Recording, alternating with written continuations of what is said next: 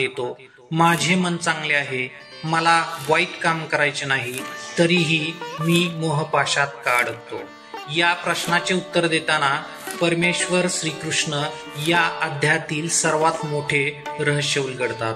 ते आपल्या जीवनातील सर्वात मोठा आणि दुर्जय शत्रू कोण आहे याची ओळख करून देतात. या शत्रूचे स्वरूप इतके भयानक आहे की माऊली ज्ञानदेव त्यांना दया नसलेले आणि यमदेवाप्रमाणे मानले जाणारे असे संबोधतात. हे शत्रू आपल्या ज्ञाननिधीतील साप आहेत, जे ज्ञानाला धुराप्रमाणे झाकून टाकतात. या शत्रूंना पराजित करण्याचा अंतिम आणि निश्चित उपाय काय आहे? इंद्रिय, मन आणि बुद्धी या क्रमाने आत्मिक सामर्थ्याने या कामाग्नीचा दाह कसा शांत करावा? ज्ञान आणि विज्ञानाचा नाश करणाऱ्या या काम आणि क्रोध शत्रूंना पराजित करून तुम्ही कसे ब्रह्मचे स्वराज्य प्राप्त करू शकता हे आपण पुढील ओव्यांमध्ये पाहणार आहोत.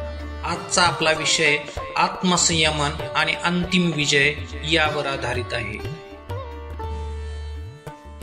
म्हणून इंद्रिये एके जाणते निपुरुखे, लाळाविना कौतुके आदी करुणी, आगा सर्पेसी खेळो येईल, की व्याघ्र संसर्ग सिद्धी जाईल, सांगे हला हल हजिरेल सेविलिया काही.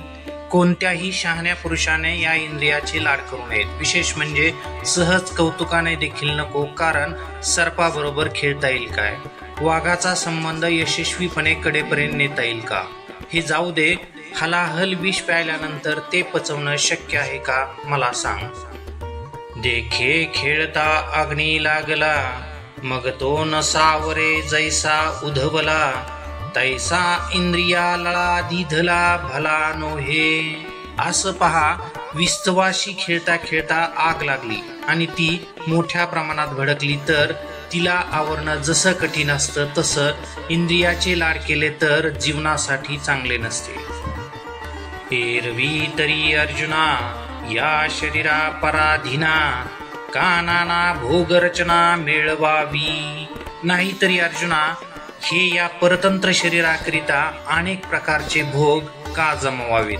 शरीराबाबत कसा विचार करावा हे पुढे आहे. आपण सायासे करुणी बहुते, सकळ ही समृद्धी जाते, उदो अस्त या देहाते प्रतिपाळावे का.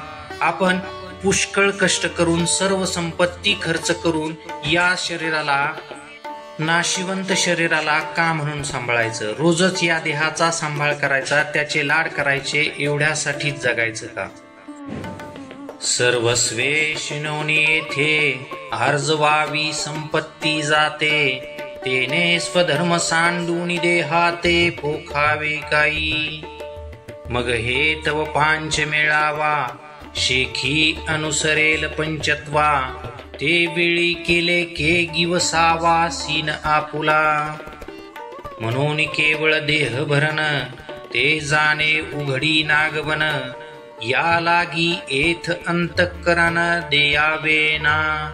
इथे काबाड कष्ट करायचे, मानसिक आणि बौद्धिक शक्ती खर्च करून दमायचं, शीन करून घ्यायचा, स्वधर्माचरण सोडून फक्त या शरीराला पोसायचं. ज्या शरीरासाठी हे करायचं ते तर पंचभूताचं आहे.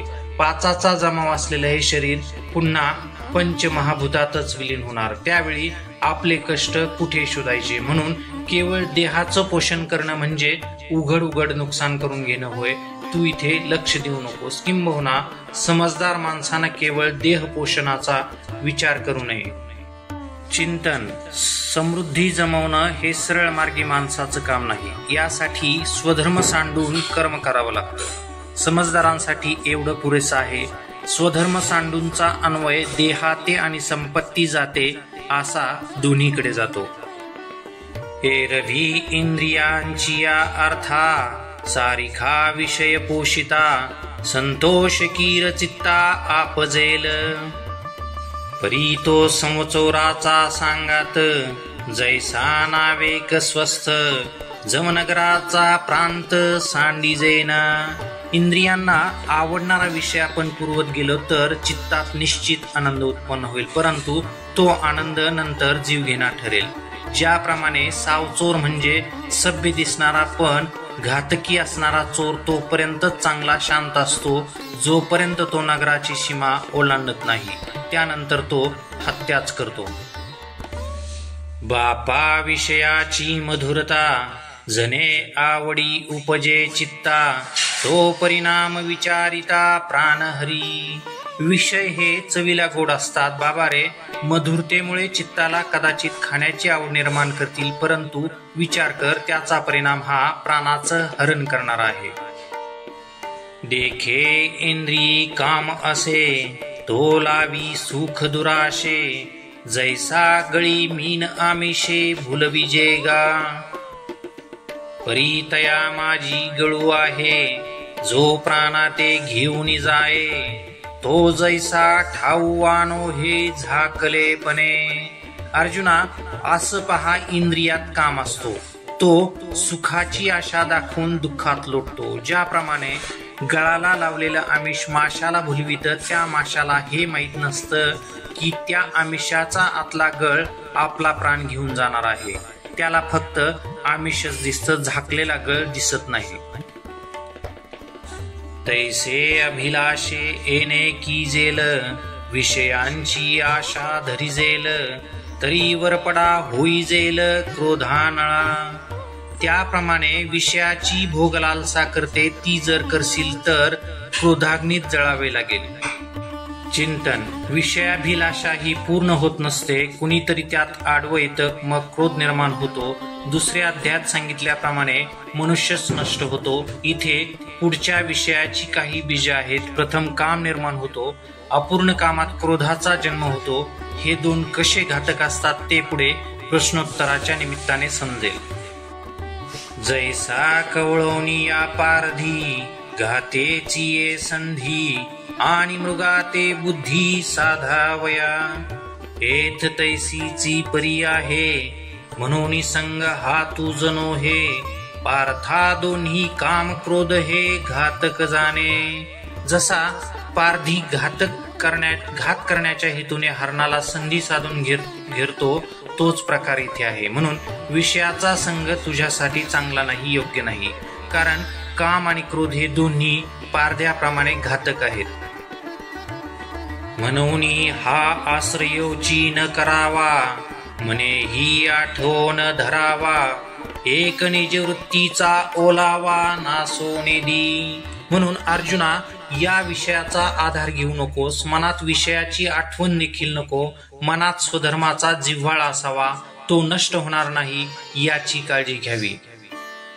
अगा स्वधर्म हा आपुला, जरी का कठीण जाहला, तरी हाची अनुष्ठिला भला देखे. एरू आचार जो परावा, तो देखता कीर बरवा, परी आचरतेनी आचरावा आपुलाची. अरे अर्जुना बघ, स्वधर्माचरण करणं जरी थोडं कठीण असलं तरी त्याचंच आचरण करण्यात आपलं कल्याण आहे. दुसरा धर्म दिसायला चांगला वाटतो, बरा वाटतो, परंतु आचरण करणाऱ्यांनी स्वधर्माचरणच केलं पाहिजे. सांगे शूद्र घरी आघवी, पक्वान्ने आहाती बरवी, ती द्विजे केवी सेवावी, दुर्बळ जरी जाहला. हे अनुचित कैसे निकीजे, अग्राह्य केवी इच्छिजे, अथवा इच्छिले ही पाविजे विचारी पा. अयोग्य व्यक्तीच्या घरी जरी उत्तम पक्वाने असली तरी चांगल्या माणसांनी ती सेवन करू नयेत. चुकीच्या अन्नाचं सेवन कसं करायचं, चुकीची इच्छा का करावी, अथवा एखाद्या वेळेस चुकीची इच्छा झाली आणि ती पूर्ण होत असली तरी ती पूर्ण करून घ्यावी का याचा विचार कर. तरी लोकांची ढवळारे, देखोनिया मनोहरे, असती आपुली तनारे मोडावी किवी. हे असो वनिता आपुली, कुरूप जरी जाहाली, तरी भोगिता तेची भली जिया परी. दुसऱ्याचं देखणं घर पाहून आपली झोपडी पाडायची का? हे जाऊ दे, आपली धर्मपत्नी दिसायला सामान्य आहे असं असलं तरीही संसार मात्र तिच्याबरोबरच करणं चांगलं आहे. परस्त्री आपल्या शरीरासहित संसाराचा नाश करते. तेवी आवडे तैसा सांकड, आचरता जरी दुवाड, तरी स्वधर्माची सुरवाड परत्रींचा. तद्वत कितीही अडचणीचा प्रसंग आला किंवा आचरण करणं कठीण झालं तरी देखील आपलं स्वधर्माचरण चांगलं, कारण ते परलोकात सुखकारक आहे. हा गा साखर आणि दूध, हे गौल्ये खीर प्रसिद्ध, परिकृमी दोषी विरुद्ध घेपे केवी. ऐसेनी ही जरी सेविजेल, तरी ते आळुकीची उरेल, जे ते परिणामी पथ्य नव्हेल धनुर्धरा.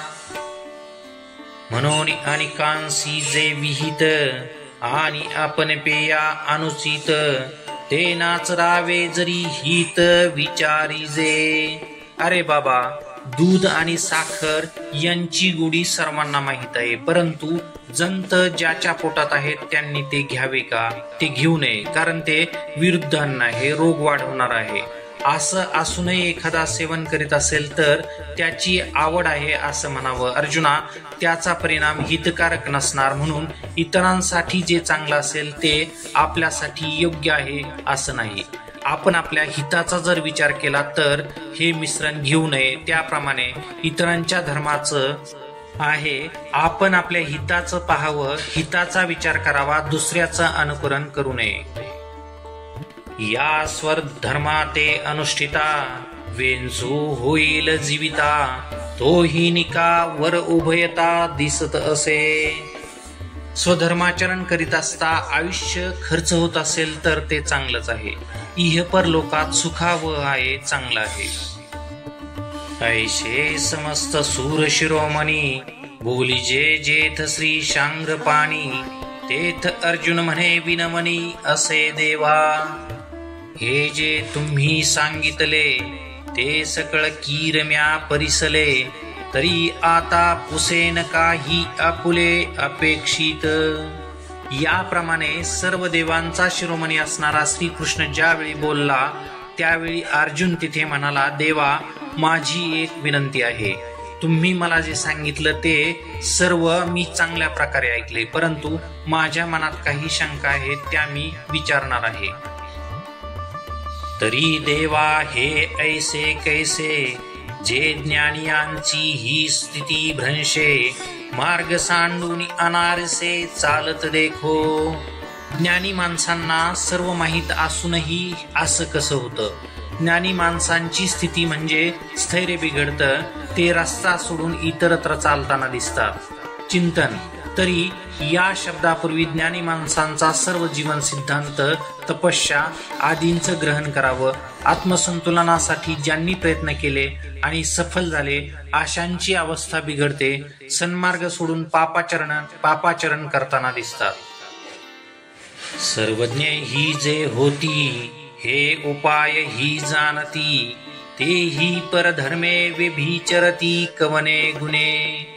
जे सर्वज्ञ आहेत, ज्यांना उपाय माहीत आहेत, ते देखील स्वधर्माचरण सोडून परधर्माचरण करताना दिसतात. पापाचरणात असा कोणता विशेष गुण आहे ज्या योगी ज्ञानी देखील बिघडतात? बीजा आणि भूसा अंध निवाडणे जैसा, नावेक देखना ही तैसा बरळे कापा. बीज आणि भूस यातील भेद आंधळा जाणत नाही. क्षणभर हे आम्ही मान्य करू. डोळसानं देखील आंधळ्याप्रमाणे बरळायचं का? जे असती संग सांडिती, तेची संसर्ग करिता न धाती, वनवासी ही सेविती जनपदाते.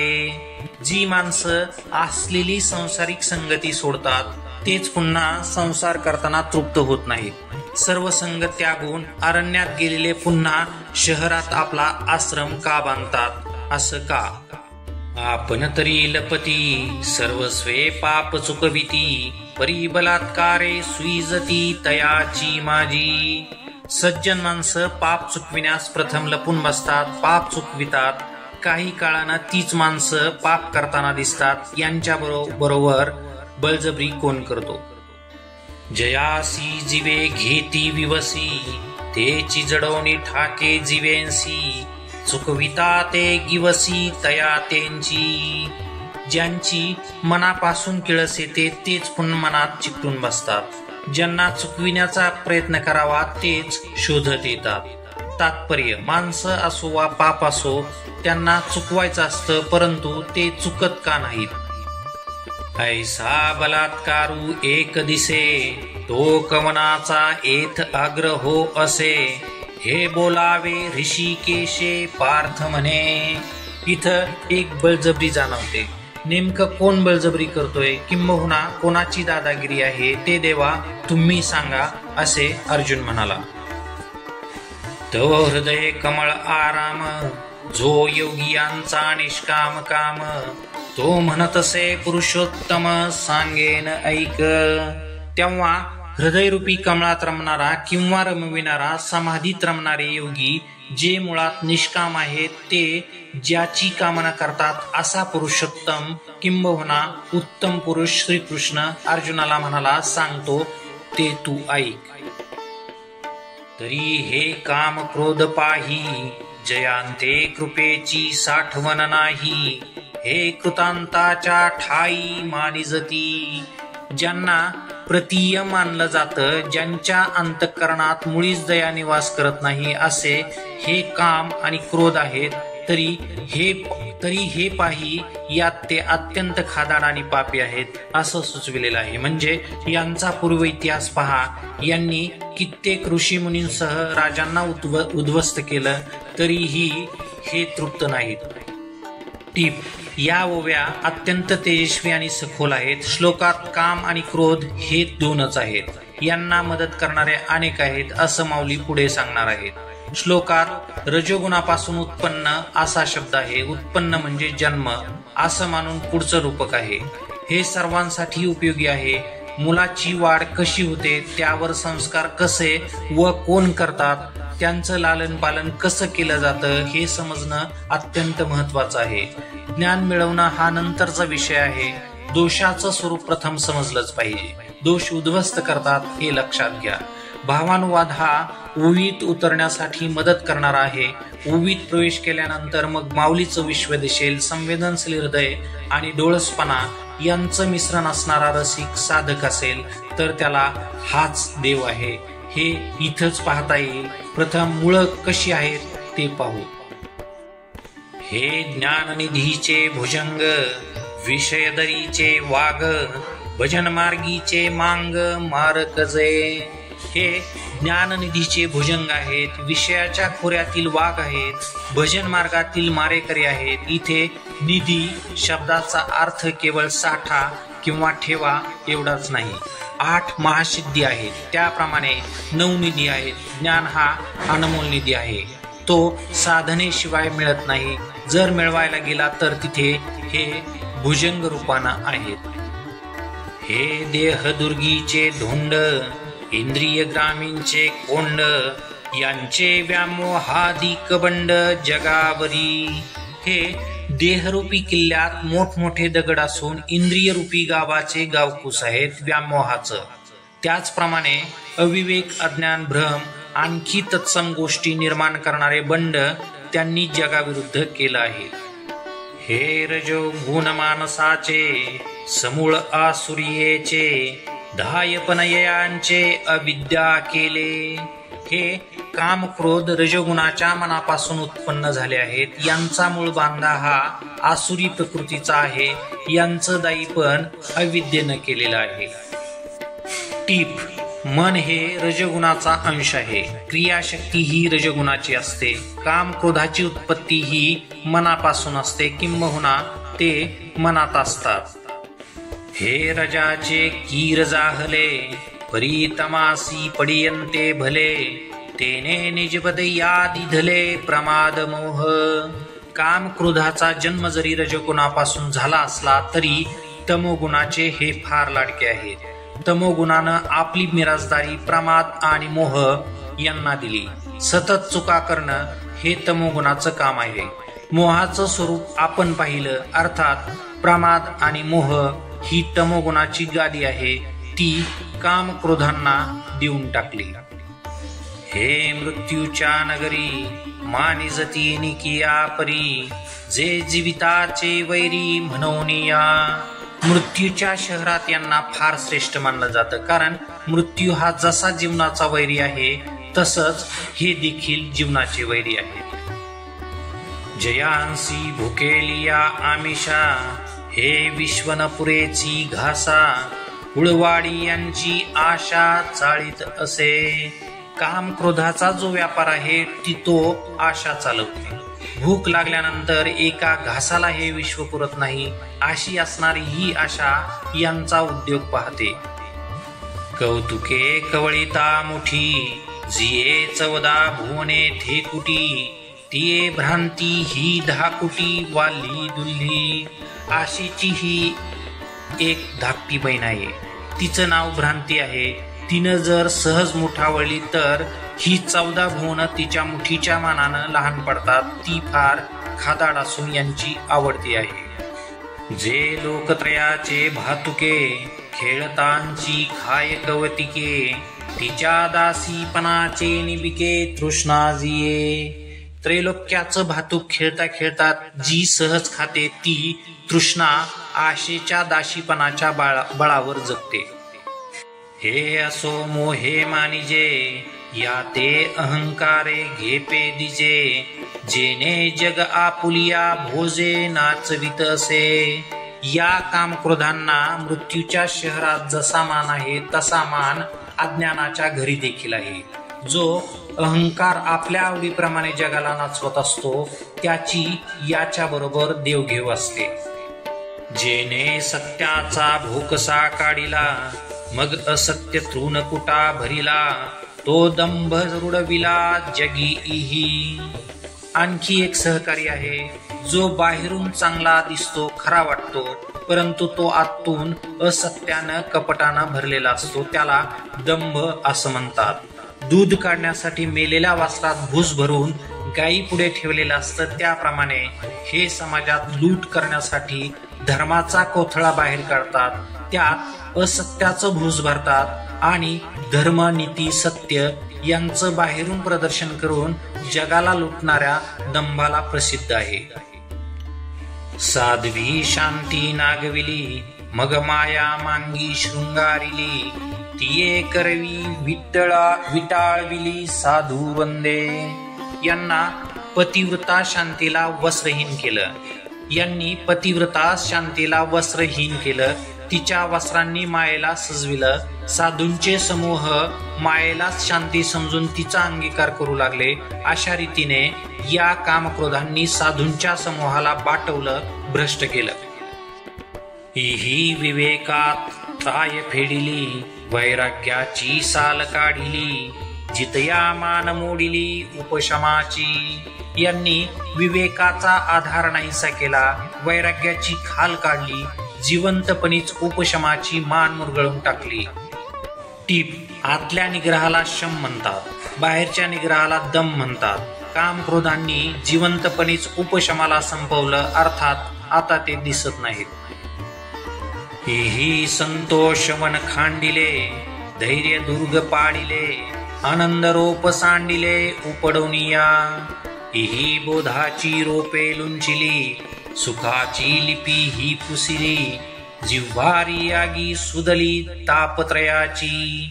या दोघांनी संतोषरूपी वन तोडलं, धैर्यरूपी किल्ले पाडले, आनंदाची रोपं मुळासह उपटून टाकली, आत्मबोधाची रोपं खुडली, सुखाची अक्षर पुसली, माणसांच्या हृदयात त्रिविध तापाचे निखारे घातले. हे अंगा तव घडले, जीवींची अथी जडले, परीना तुडती गिवसिले ब्रह्मादिका.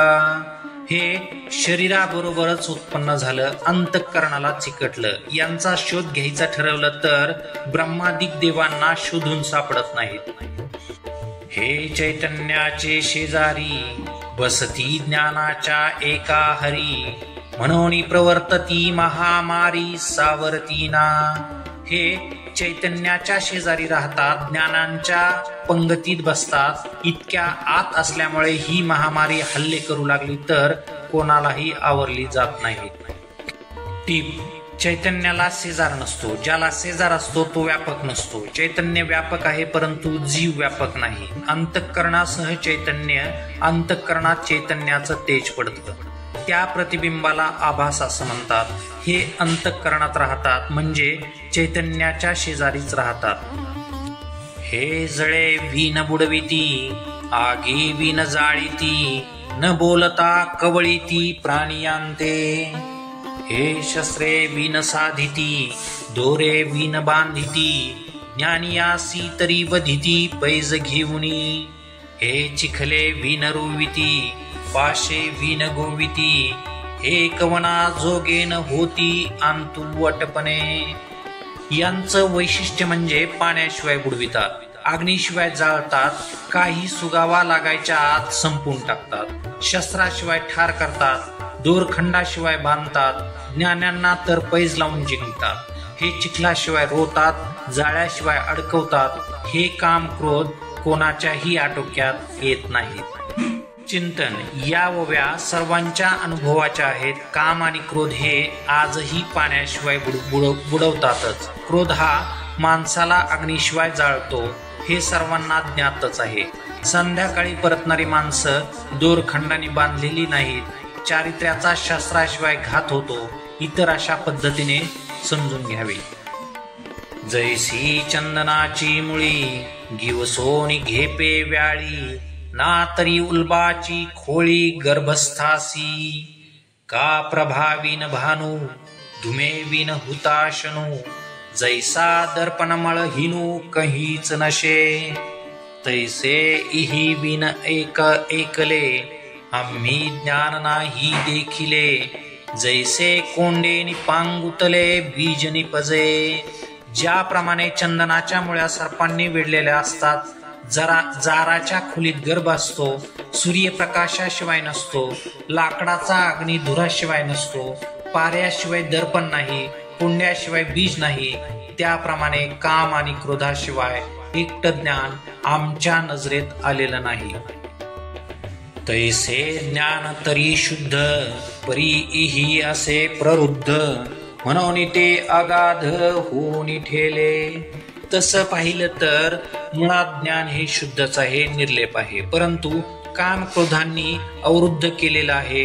यांच्यामुळे ज्ञान प्राप्त करणं अवघड होऊन बसलं आहे.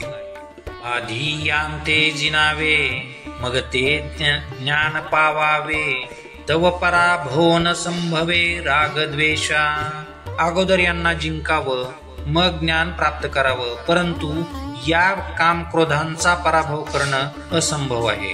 राग, द्वेष आणि काम क्रोध ही एकाचीच दोन नावे आहेत. यांते साधावया लागी, जे बळे आणि जे अंगी, ते इंधने जैसी आगी सावाओ होय. यांना जिंकण्यासाठी बळ अंगात आणावं तर ते यांना सहकार्य करते. याप्रमाणे अग्नीला इथं इंधन सहयोग करतं. यांना जिंकण्यासाठी बळ अंगात आणावं तर यांनाच सहकार्य करतं अग्नी. ज्याप्रमाणे अग्नीला इंधन सहयोग करतं. तैसे उपाय किजती जे जे, ते यांसीच होती विरजे, म्हणून हटियांते जिनिजे इहीची जगी. ऐसी ही सांकडा बोला, एक उपाय आहे भला, तो करिता जरी अंगवला तरी सांगेन तुझ. त्याप्रमाणे यांना जिंकण्यासाठी जे जे उपाय योजावेत ते यांनाच सहाय्यक होतात. म्हणून या जगात हटयोग्यांना हेच जिंकतात. जिंकणं तसं कठीण आहे असं मी बोलत असलो किंवा बोललो तरी एक उपाय चांगला आहे. तो आत्मसात करता यावा यासाठी मी सांगतो, किंबहुना मानवला तर मी सांगतो. यांचा पहिला कुरुठा इंद्रिये, हेथून प्रवृत्ती कर्माते विये, आधी निर्दळू घाली तिये सर्वथैव. या काम क्रोधाचं पहिलं आश्रयस्थान इंद्रिय आहेत. इंद्रियापासून होणारी प्रवृत्तीच कर्माला प्रसवते. म्हणून तू अगोदर या इंद्रियांना पूर्णपणे निर्दळून टाक. मग मनाची धाव पारुशेल आणि बुद्धीची सोडवण होईल. इतुकेनी थारा मोडेल या पापियांचा. इंद्रियाचं दमन केल्यानंतर मग मनाचं विषयाकडे धावणं थांबेल आणि बुद्धीची सोडवणूक होईल. केवळ इंद्रिय निग्रहानच या पाप्यांचा आश्रय समाप्त होईल. हे अंतरी होनी जरी फिटले तरी निभ्रांत जान निवटले. जैसे रश्मी वीन उरले मृगजळ नाही. तैसे राग द्वेष जरी निमाले तरी ब्रह्मींचे स्वराज्य आले. मग तो भोगी सुख आपुले आपणची. हे काम क्रोध जर अंतःकरणातून गेले तर निसंशय संपले असे जाण. सूर्य किरणाशिवाय मृगजळ उरत नाही त्याप्रमाणे हे काम क्रोध गेले तर संपले तर ब्रह्माचं व्यापकाचं साम्राज्य आलं. अर्थात तोच ब्रह्म झाला. मग आपलाच ब्रह्मानंद आपलं सुख तो पुरुष उपभोगतो. ते गुरु शिष्यांची गोठी पिंडपदांची गाठी. तेथ स्थिर राहोनी नुठी कवने काळी. व्यापकाचं सुख किंबहुना ब्रह्मानंद हा संवाद गुरु शिष्यात जीव आणि ब्रह्म यांचं ऐक्य या स्वरूपात होतो. त्या ऐक्यात व्यापकात स्थिर होऊन तो कोणत्याही काळात पुन्हा उठत नाही. तात्पर्य: इंद्रिय निग्रह जर झाला तर तो व्यापक होतो. व्यापकतेचा बोध हाच गुरु शिष्य संवादाचा विषय असतो.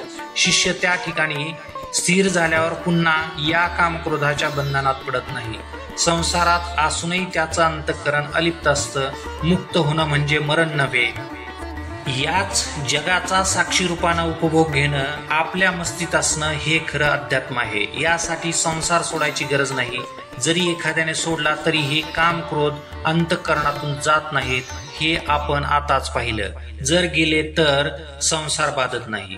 एकंदरीत महापापी महाखादाड असणारे जे काम क्रोध आहेत यांच्यावर या जगाचं सुखदुःख अवलंबून आहे.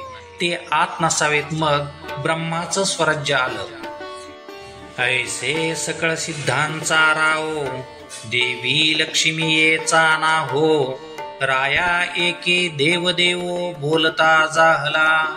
असं सर्व सिद्धांचा राजा देवी श्रीलक्ष्मीचा पती देवांचा देव श्रीकृष्ण बोलला. संजय म्हणाला, राजा ऐक. आता पुनरपी तो अनंत आद्य एकी मात. सांगेल तेथ पंडुसूत प्रश्न करील. तया बोलाचा हनपाड की रसवृत्तीचा निवाड. येणे श्रोतया होईल सुरवाड श्रवण सुखाचा. माऊली म्हणतात, आता तो श्रीकृष्ण पुन्हा एक प्राचीन कथा सांगेल. अर्जुन पुढे प्रश्न विचारणार आहे. त्या बोलण्याची योग्यता किंवा रसाळपणाचा अनुभव श्रोत्यांना येणार आहे. श्रवण सुखाचा सुखाळ काय असतो तो इथे अनुभवायला येणार आहे. शांतादी जे नवरस आहेत त्यातील भाव विभाव आदी जे भेद आहेत त्यांचा निवाडा करता येईल. अर्थात पुढे श्रोत्यांसाठी श्रवण सुखाची पर्वणी आहे. ज्ञानदेव म्हणे निवृत्तीचा सांग उठावा करुणी उन्मेषाचा. मग संवाद श्री हरिपार्थांचा भोगावा बापा. श्री निवृत्तीनाथांचे शिष्य ज्ञानदेव म्हणतात, बाबांनो, श्रोत्यांनी आपल्या बुद्धीला चांगलं जाग करून मग हा श्रीकृष्ण अर्जुनाच्या संवादाचा आनंद